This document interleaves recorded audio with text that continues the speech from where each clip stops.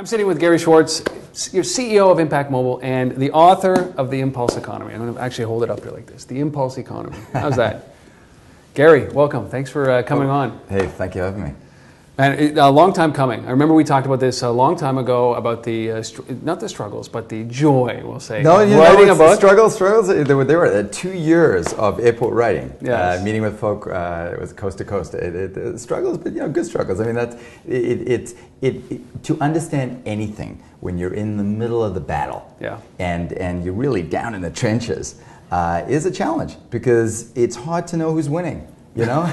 Well, it is, especially, you're talking to guys, they're building as the industry is developing. So who knows what directions it's going to go at? Listen, the industry doesn't know which direction it's going, and everybody's grasping for straws and trying to read the tea leaves, to mix metaphors. But that's what makes it really exciting. I think what happens when you write a book over a 2-year period is you start cutting off the edges. And you start to realize that you develop a really good core, and that core is really sound because you spent 2 years cutting off the edges, and of course things change. Like as we put this to print, there've been just a whole flurry of announcements, and they will continue to be. I think the thing to understand is that the philosophy, the engagement with the consumer doesn't change, and so the understanding and the need to have frictionless engagement, the understanding the need to reinvent the store intelligently, the angst of the storekeeper, the needs of the shopper, those things don't change. Yeah, they never will, right? It's a different medium for them to worry about. Absolutely. So go over the book. Give us a brief overview of exactly what's in the Impulse Economy. Well, I mean, it's called the Impulse Economy because it's about the impulse consumer. The impulse consumer predated mobile. We are intrinsically impulse consumers. What's happened is a lot of the things that we've put into the mall, into the store, have interrupted purchase. They've been whims of the storekeeper, somewhat contrived from a consumer perspective. What's happening is we're getting back to our native shopping behavior, which is the ability to do things on the fly, from our couch, from the street, from the car, from the mall. And now we're bringing that impulse ability to shop within a shop. And that's an impulse engagement, but not a pleasant impulse engagement from the storekeeper's perspective. So it's about that whole re-engagement with the shopper and understanding how to, as a storekeeper or as a service provider, hit the right note with that consumer. Understand how to use the phone to effectively drive purchase. But that's the key, right? Is that to drive purchase? It is. It is all about driving ka-ching. And so, it's nice to have all the fluff of a campaign and brand awareness and all the things that we love. But if it ain't driving sales, it's not going to be front and center focus for anybody the next year. Well, you talked about that core, and my guess is that core, as you were chipping away, that core is a philosophy, isn't it? Or is it a methodology around this? There is obviously a methodology that's sort of evolved. When you start looking at the industry and when you look at the way that the mobile marketing has evolved, and mobile marketing was very focused on campaign engagement and doing things that were really cool and getting into the magazine as the cool brand, and what it's evolved into is an indispensable channel, and brands that really know where the future is with their consumer have understood that they need to now use that channel. So the philosophy is really in the world which has cross-channel disconnect as its central layer of angst.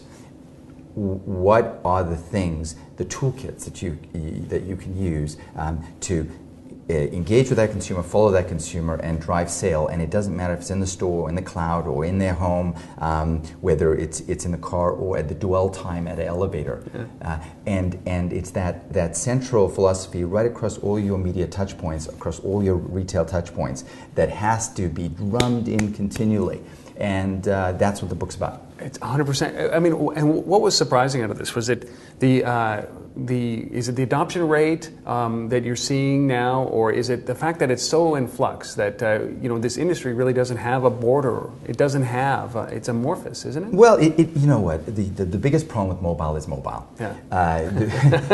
The biggest problem with mobile is everybody talks about mobile, and Yeah. it's not about mobile. It's about understanding how to engage the new shopper.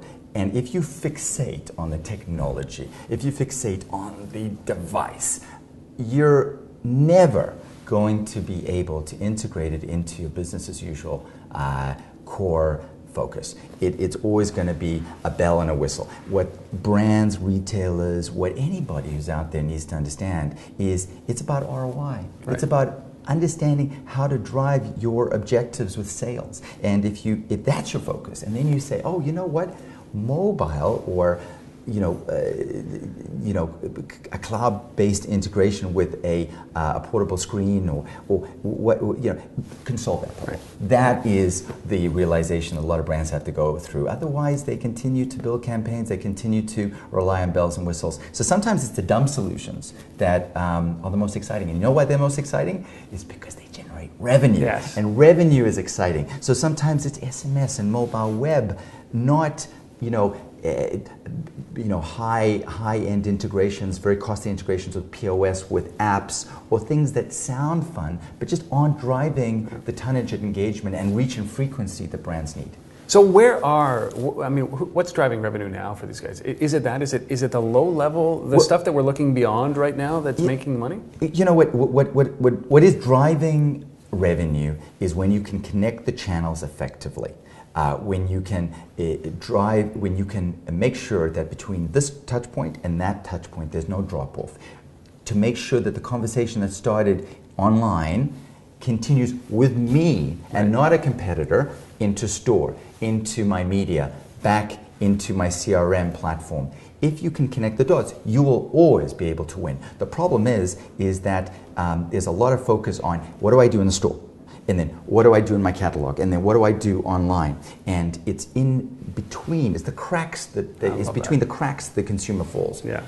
I love that. I mean, I look at mobile as a gap filler. Exactly. Right, and it's not an elegant way of putting it. Yeah. Well, I mean, it's gap filler, or maybe it's a bridge. Yeah. it's the ability. That's an elegant way of putting it. I said, look, it's a well, gap. I sometimes I also call bridges gap fillers. Exactly. But it allows you to get from one place to another more effectively. And then what it's doing is it's resuscitating your existing legacy infrastructure. And that's what's exciting. My gosh, it's like, oh my gosh, my store had been reinvented because I understood how to move somebody from my media into store and into the cloud.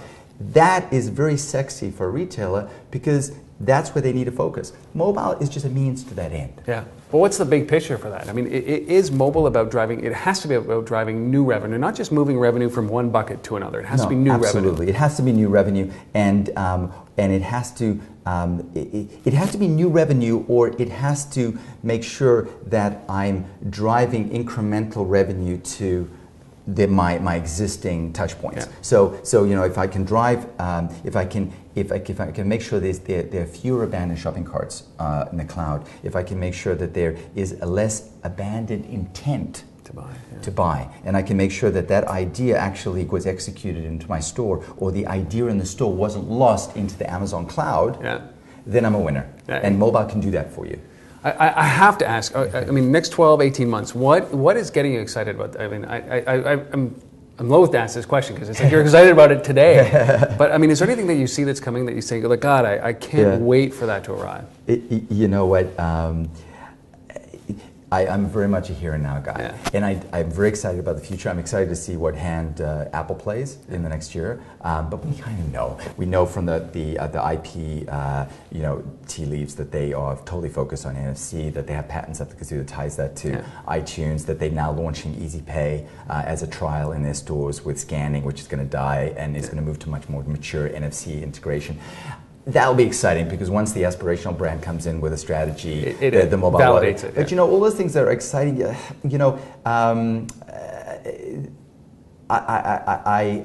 think the goal is to always look at the future and see where things are going, but to be excited by the here and now, because if it's all about the future, there is no learning in the present. If you don't do learning in the present, when you get to the future, you got nothing. And so things like, simple things that retailers can do, like take their existing snail mail email, which is, I consider email the snail mail of the phone, right? Yeah, right.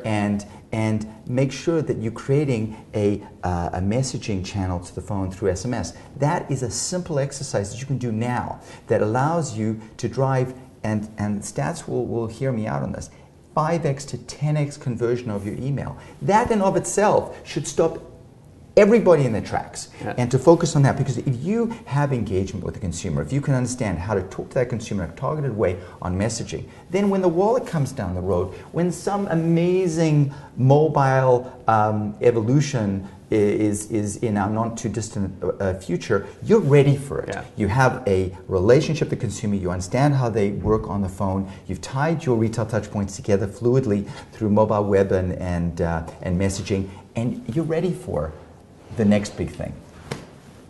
Gary, I wish we could talk forever. Thank you so much for being here. The book is The Impulse Economy. Go check it out. Gary, congratulations. Thank you so much. Cheers.